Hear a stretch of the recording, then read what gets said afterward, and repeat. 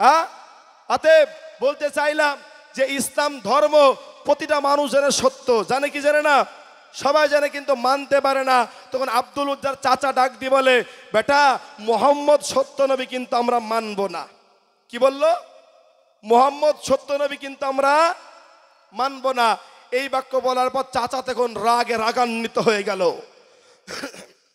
ডাক দিয়ে বলে, আব্দুল্লাহ আমার বাড়ি থেকে বেরিয়ে যা, আমার বাড়ি থেকে বেরিয়ে যা, তোর মতন সন্তানের প্রয়োজন নেই। আব্দুল্লাহকে ছিল, আব্দুল্লাহর মা ছিল না, আব্বাও ছিল না, চাচার কাছে মানুষ। চাচা ছিল এত ধনী সন্তান, চাচার অনেক টাকা পয়সা, এত টাকা পয়সা ছিল যে আব্দুল্লাহ সকালবেলায় যে জামাটা পরতো সন্ধ্যাবেলায় ওই জামাটা আর পরতো না। বলুন ধনীর লাল কি কোনো সেই রকম দুনিয়াতে পয়দা হয়েছে যে তুমি তো একটা জামা কিনে 7-8 দিন পরো? কিন্তু কত ধনী বাপের সন্তান ছিল।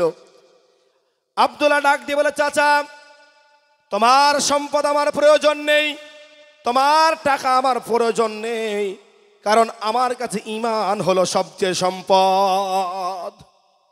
কোরআন বলেছে আমিনু কামা আমানান নাস, ঈমান আনো ওই রকম যে ঈমান সাহাবায়ে কেরামগণ এনেছিল।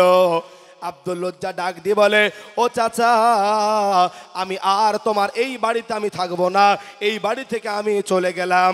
এইবারে যখন যাবে প্রচন্ড শীতের সময় আব্দুল উজ্জার চাচা আব্দুল উজ্জাকে ডাক দিয়ে বলে, আব্দুল উজ্জা রে আমার বাড়ি থেকে তুই চলে যাচ্ছি যা, আমার সম্পদ তোকে দিব না, টাকা পয়সা তোকে দিব না, আমার বাড়িতে যা কিছু আছে একটাও তোকে কোনো কিছু দিব না।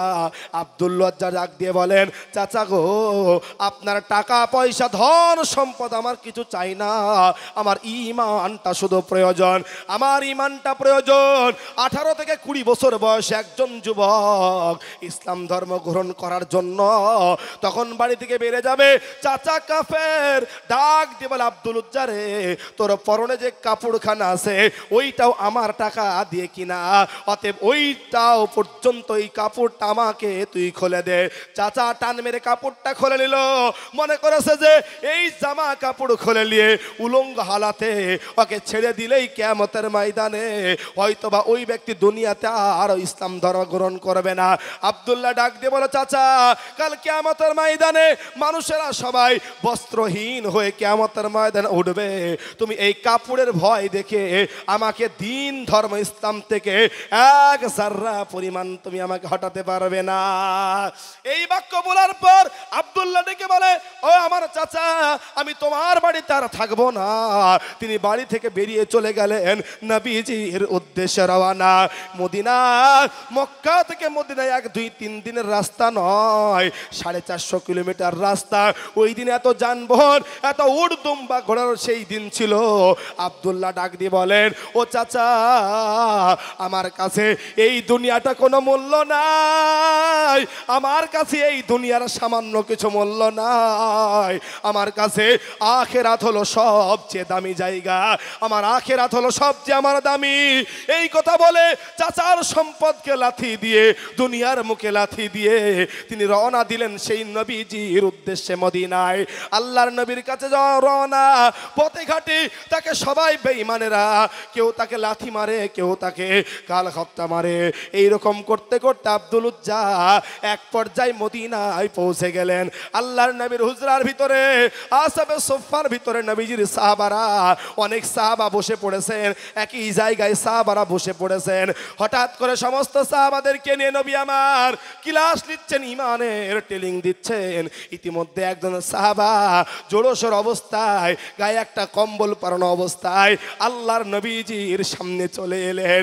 নবীজির সামনে এসে এইরকম করে বেকা হালাতে বসলেন। বসার পর নবী আমার ডাক দিয়ে বলেন, এ যুবক তোমার বাড়ি কোথায়? ডাক দিয়ে বলেন, নবী গো আপনি কি আমাকে এখন পর্যন্ত চিনতে পারলেন না? বলে, জি তোমার বাড়ি কোথায় বলো? তখন বলে, নবী গো আমি সেই মক্কার, আমি আব্দুল উজ্জা। নবী বলেন, আব্দুল উজ্জা রে তুমি তো ধনী বাপের সন্তান, তোমার তো টাকা পয়সার কোনো অভাব নেই। আব্দুল উজ্জা ডাক দিয়ে বলে, নবী গো আমি দুনিয়াতে দিন ধর্ম টিকে রাখার জন্য, আমি ইমানের কারণে আমার চাচা বাচ্চা আমার পরনের কাপড়টাও পর্যন্ত আমাকে দেয়নি। নবীকে আমার যখন পরিপূর্ণ ঘটনা শুনিয়ে দেওয়া হলো, আল্লাহর নবীর চোখ দিয়ে গড় গড় করে পানি পড়ে যায়। নবীজি আব্দুল্লাহকে ডাক দিয়ে বলে, আব্দুল্লাহ তুমি এই মসজিদে আসাফে সুফার ভিতরে তুমি থেকে যাও। আসাফে সুফার ভিতরে থাকে আব্দুল্লাহ জোরে জোরে কোরআন মাজিদ তেলাওয়াত করে। সাহাবারা বলেন, নবী গো আপনি একটু আব্দুল্লাহকে আস্তে আস্তে কোরআনটা পড়তে বলেন, আমাদের তো একটু ডিস্টার্ব হয়, সমস্যা হয়। নবী বলেন, ওরে আমার সাহাবা তোমরা আমার আব্দুল্লাহকে কোরআনটা আস্তে আস্তে পড়তে বলো না। আমার মনে আশা আমার আব্দুল্লাহ ঈমানের বড় দাম। আমার আব্দুল্লাহ ঈমানের কারণে, আমার আব্দুল্লাহ শুধু ঈমানের কারণে বাড়ি থেকে ঘর বাড়ি ছেড়ে একটা মাত্র ছোট্ট জামা পরে, পরনে জামাটাও তিনি পেয়েছিল না, উলঙ্গ হালাতে ঈমান নিয়ে আমার কাছে চলে এসেছে। ইতিমধ্যে আব্দুল্লাহ নবীর কাছে থাকে।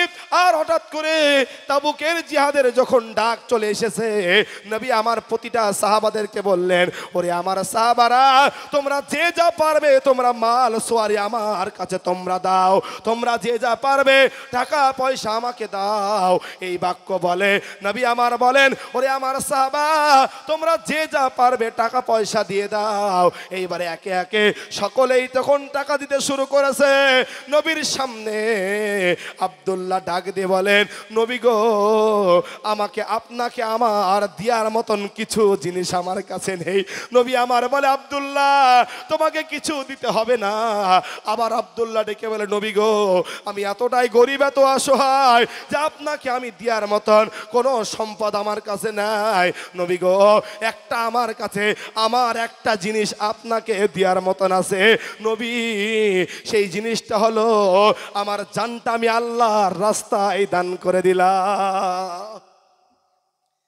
আব্দুল্লাহ বলে, নবী গো আমার জানটা আপনি আল্লাহর রাস্তায় আমি দিয়ে দিলাম, অতএব আমি তাবুকের জিহাদের ময়দানে যাব। আল্লাহর নবী আব্দুল্লাহকে ডাক দিয়ে বলে, আল্লাহর কাছে হাত দোখানা বলে, আল্লাহ গো আমার এই আব্দুল্লাহর রক্ত কাফেরদের উপরে হারাম করে দিলাম।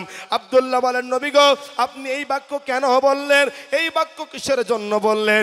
আমি তো চেয়েছি, আমার মনে তামান্না যে আমি শহীদ হয়ে মারা যাব, আমি শাহাদাত বরণ করব। আল্লাহর নবী এই কথা বলার পর তখন ডাক দিয়ে বলেন, নবী গো আল্লাহর নবী বলেন, আব্দুল্লাহ রে তোমার জন্য আমি দোয়া করে দিয়েছি বাবা, যে আমি নবী তোমাকে আমি বলে দিলাম এখন যদি তুমি বিছানায় মরে যাও তুমি শাহাদাতের মওতটা তুমি পাবে। বলুন সুবহানাল্লাহ। ইতিমধ্যে সকলে তাই তারা ওই তাবুকের যুদ্ধে চলে গেল। আব্দুল্লাহ অংশগ্রহণ করলো। তার মধ্যে তাবুকের যুদ্ধটা কোনো কারণে সেই সময় হয়েছিল না। না হওয়ার পর সকলে বাড়ি ফিরবে। ইতিমধ্যে আব্দুল্লাহ রাস্তার ভিতরে জ্বর এসে পড়েছে, তিনার একটা জ্বর হয়ে গেল। এই জ্বরে তিনি মনে হয় আর দুনিয়া থেকে বাঁচবে না, ওই জ্বরে হালাতে তিনি মারা গেলেন। আল্লাহর নবীর কাছে খবরটা আনা হলো, নবী গো আজকে আপনার আব্দুল্লাহ মনে হয় মারা যাবে, আর তিনি দুনিয়াতে বেশি দিন চিরস্থায়ী থাকবে না। আল্লাহর নবী খবরটা পাওয়ার পর নবী আমার বলে, ওরে আমার সাহাবা আমার আব্দুল্লাহর কাছে নবী যখন গেল, যার পর নবী আমার আব্দুল্লাহর দিকে দেখে আর চোখের পানিতে কান্না করে। নবী বলেন, আব্দুল্লাহ রে আমি তোমাকে কি হালাতে বাড়িতে আমি পেয়েছিলাম, আর আমার কাছে তুমি কি হালাতে অবস্থায় তুমি আছো। এই বাক্য বলার পর আল্লাহর নবীর সামনে যখন আব্দুল্লাহ দুনিয়া থেকে বিদায় দিয়ে দিলেন, নবী আমার তাকে কাফন করিয়ে দিলেন। জানাজার নামাজ আদায় করার পর আল্লাহর নবী নিজে কবরে নামলেন। নামার পর আল্লাহর নবী কবর থেকে দুখানা হাত বাইর করে দিয়ে বলছেন, দে রে আব্দুল্লাহর লাশটা কবরে দিয়ে দে, আমার হাতে দিয়ে দে। আব্দুল্লাহর লাশটা যখন কবরে নবী আমার নিজে হাতে নামালেন, আর নামানোর পর নবী আমার আব্দুল্লাহর যখন কবরটা সংক্ষিপ্ত করে দিলেন, সম্পন্ন করে দেওয়ার পর আল্লাহর কাছে বেশি কথা বললেন না, মাত্র ছোট্ট একটা কথা বলেছিলেন, আল্লাহ আমি আমার আব্দুল্লাহর প্রতি রাজি, তুমিও আমার আব্দুল্লাহর প্রতি রাজি হয়ে যাও। যাবা। এই বাক্য বলে সাহাবীরা পার মাটির সাথে গড়ায়া গড়ায়া কান্না শুরু করে দিয়েছে আর বলতে শুরু করলো, আব্দুল্লাহ তোর কত ভাগ্য ভালো রে, এই লাশটা যদি তোর না হয়ে আমাদের হতো তো কত ভালো হতো। বলুন তো, তারা যুবক মানুষ, তারা দুনিয়াতে দিন ধর্মের জন্য এই দুনিয়ার ভিতরে এই দুনিয়াকে তারা এক জাররা পরিমাণও প্রাধান্য দেয় নাই। বলুন দিয়েছে? এই দুনিয়াকে প্রাধান্য দিয়েছে? টাকা সয় সম্পত্তি যা ছিল সব শেষ করে দিয়েছে। কিসের আশায়? জান্নাতের আশায়, তাই তো? এই যে এখানে একটা কথা বলে দেখবেন, এখনো ওই রকম ইমানদার না থাকতে পারে, তবে ওই রকম কিছু মানুষ দুনিয়াতে আসে না এখনো। এই যে আমার আগে লালচান ভাই আলোচনা করলেন না, ইনি একটা সরকারি চাকরি করত। এ ভাই সরকারি একটা চাকরি করত, ওই চাকরির ভিতরে একটু সুদ মিশ্রিত ছিল বলে চাকরিটা পর্যন্ত ছেড়ে দিয়েছে। চাকরিটা পর্যন্ত ছেড়ে দিয়েছে। বলুন ইমান কম না বেশি? আর আপনি বিড়ি খান, আপনাকে বিড়ি ছাড়তে বললে আপনি বিড়ি ছাড়েন না, আপনার ইমান কোথায়?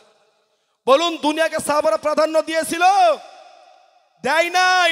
কারণ তাদের মূল মাকসাদ, চিন্তা ভাবনা ছিল যে আমরা দুনিয়াতে চিরস্থায়ী থাকবো না, অতএব ওর জন্য দুনিয়াকে তিনি প্রাধান্য দেয়নি। ওর জন্য একটা কথা মনে রাখবেন, আজও সেই আব্দুল্লাহর মতন যুবক আছে, আজও সেই উমাইর মুসাব বিন উমাইরের মতন যুবক আছে যারা দুনিয়াকে প্রাধান্য না দিয়ে আখিরাতকে প্রাধান্য দিয়েছে। বলুন তো আমাদের এই পাশে মা বোনেরা আছে না নাই? আছে না? তো মা বোনের একটা ঘটনা